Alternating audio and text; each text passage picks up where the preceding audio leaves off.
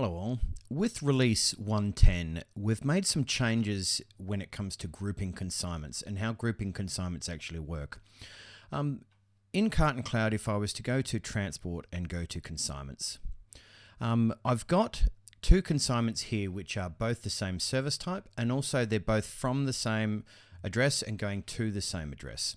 So what I can actually do now is I can group them together and it will always charge as a group.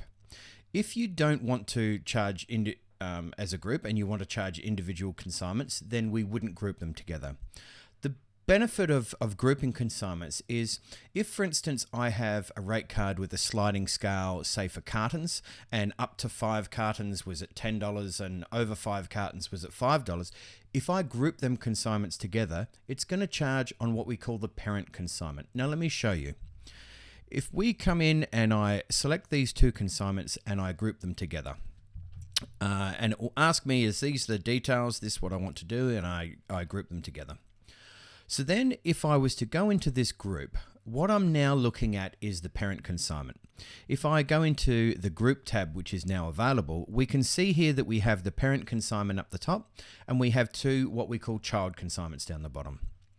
So if I was to go into the charges here of this group, you can actually see that on one of my child consignments, I've got a hand unload for an ad hoc charge. So it's actually showing me on the parent consignment that I already have a charge linked to those child consignments. What I'm going to do is I'm going to automatically calculate, and what you can see here it's done, and I'm just going to save this and we're going to go back and have a look at the group.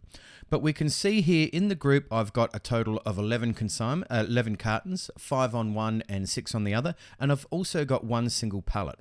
So when we have a look at the charges, it's actually grouped them cartons together and put it on a different sliding scale.